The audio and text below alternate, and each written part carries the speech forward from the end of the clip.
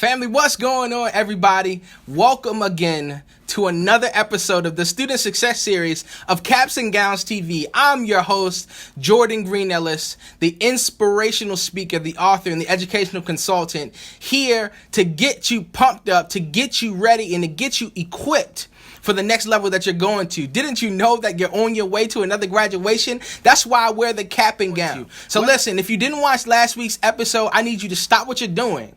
I need you to let your teacher know, like, hey, we missed week one. We missed the previous episode. I need you to go back and watch it because it's going to correlate with what we're talking about today. Last week, we talked about setting goals, but this week, we're taking it to a new level. We're going to be talking about creating a vision board. Now, listen, I know that you've seen or probably heard this done before, but we're going to do it a little bit differently. I'm not just going to tell you about a vision board, right? I'm not just going to give you the practicality. I'm going to show you how to physically create one. Now, I know it's not going to be physically done because, it is COVID-19 going on right now. So everything is done virtually. So I'm going to show you how it can still be done on a virtual level so that you can succeed in all that you're going to be doing with your vision board. So listen, I'm going to give you some principles that are going to help carry you through the next level that you're going to. So listen, principle number one, I heard it first by my guy, Wallow267. Now, I don't know if he's the originator of the quote, but I heard it from him first, right? And he says like this, he says,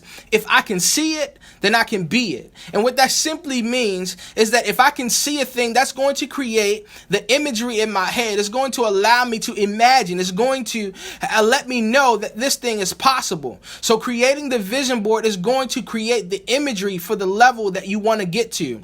Creating the vision board is going to create what it looks like for you to get to that certain level of success. I literally want you to create this vision board because it's going to show you what success looks like for you. Listen, don't get it twisted. There are going to be a lot of people who claim to be successful. You'll see them on social media. You'll see them on TV. You'll hear them on the radio, right? And they may indeed be successful, but that is what success looks like to them. Success is going to be different for different people. If you are a straight C student and you attain all B's next semester, that is a successful semester. But if you are a straight A student, you would not consider success to be getting all B's. So what I'm telling you is that you have to create this vision board specifically for your level of success. And you need to know what it looks like. Let's go to principle number two. Principle number two is even deeper, and I love it so much because what I've recognized even in my own personal life and being a former educator and working with the youth in Baltimore City and Memphis, Tennessee, and in Washington, D.C., I've recognized that many of my students that I had formerly mentored and taught had ran into identity crisis issues because they had allowed someone else to project what their vision was on them. They had allowed someone else's hard work and level of success to become what they thought success was. And you can't do that. See, what you've got to understand is that when you see entertainers and when you see people who are in the media and people that have a lot of attention coming after them, what you've got to know is that they had more than likely that level of success on their vision board. It was for them, and it may not necessarily be for you, right? And it's easy to be enticed, meaning it's easy to be drawn towards that lifestyle that you see from them. It's easy to be drawn towards what they would consider to be success. But what you've got to understand today is that that may not be for you, and that's okay. That's the reason why you got to create this vision board. Principle number two is this: when you know what you want, you won't buy anyone else's vision. I'll say it again. When you know what you want, you won't buy anybody else's vision. That means you won't waste your time on someone else's vision. You won't waste your money if you're a little bit older and you're investing in those types of things. You won't waste your attention on other things that don't have anything to do with your vision. So I'm telling you today, you've got to create this vision board, because if not, you're going to wind up purchasing or putting money towards or spending time and affection towards things that aren't necessarily for you. And ultimately, it's not even what you wanted from the beginning. If you know what you want, then you won't wind up buying anyone else's vision. Does that make sense? I really, truly hope that it does. But if it doesn't, shoot me a message, drop me a comment, shoot me an email, and we'll talk about it and get you squared away. All right, let's get into principle number 3. But wait, before we get into this one, I need you to do me a favor. Don't leave this video without pressing subscribe. Like, do it right now. And if you really, really love them, go ahead and hit that bell notification so that you'll know when we drop a new video. All right, let's get into the next part. Principle number 3 is this, and I really, truly love it because it's going to help push you along the way. What you got to understand is this, right? As you are traveling on the road that you're going to, whatever level of success, whatever station or class in life that you're on your way to, you've got to know that there are going to be things that are going to try to knock you off your horse. But that's okay, because that comes with the territory of the level of success that you are attaining. That comes with the territory of the level of success that you are on your way to. Like, you're not starting anymore. And once it's birthed in your mind, once you can see it in your mind, once you put it on paper, which you should have already done last week, you should have put something on paper. Now it's full-fledged. Like, now it's time to go get after it. But when you run into those dark moments, what you've got to understand is that it's just a moment. I'll say it again, just in case you missed it.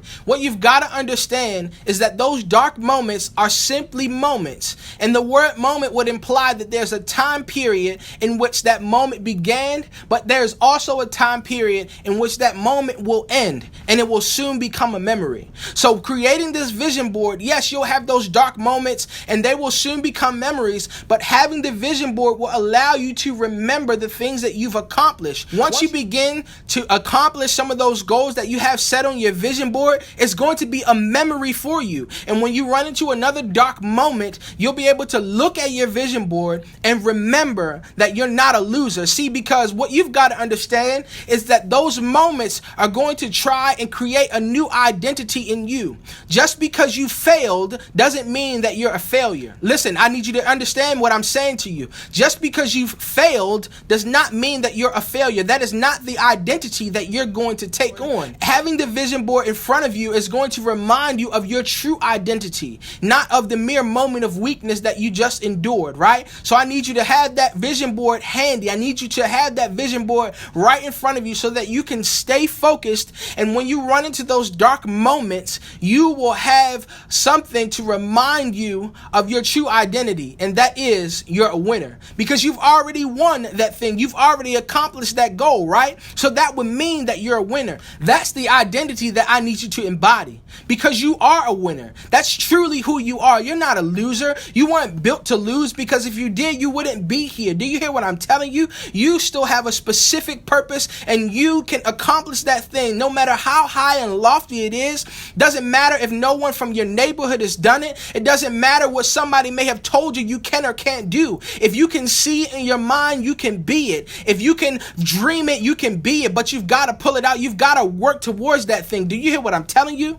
If you know what it is you won't be distracted by the other things and the other identity that people around you may be trying to sell you. And last and most importantly, what I need you to know is that your identity is going to be lodged in the things that you accomplish, not in the things that you don't accomplish. See, I learned it a long time ago from a gentleman that I consider to be a distant mentor. His name is Willie Moore Jr. You can look him up, right? And he says something so profound, and it literally stuck with me in the year 2015. It was round about August or September. I was driving in my car. I had not gotten a job, and I was really in a down moment. And what he said was this. He said that when we are on our path in life, we don't have losses. We just have lessons. Do you hear what I'm telling you? When you are on that path to success, you will have moments of weakness, and it will feel like a loss. But I promise you, if you take those moments in which you feel like you've lost and turn them into lessons, those things that you've put on your vision board won't just be a vision anymore. Those things that you put on your vision board won't just be a dream anymore. They will become reality. But you are the only one who has the ability. You are the only one who has the autonomy. You are the only one who has the authority to make those things come into real life. No one else can do it for you. They may be able to help you, but at the end of the day, it is your responsibility. So listen, I know you're really excited and I'm pumped up too, but you've got to wait wait till next week until we get into the second part of this episode of creating a vision board. I hope that you enjoyed it. I hope that you've gotten some good nuggets so that you can go towards the next level. I hope that you've gotten some great information. But if you didn't, go back and watch it again, because I promise you there's gold in here. Listen, I know you're excited for the vision board, but you gotta wait. But before you go, I need you to do me a favor and let all of your friends, family, and teachers know that this is the Student Success Series of the Caps and Gowns TV show, where we're providing inspiration and motivation in preparation for your next graduation. Peace, y'all.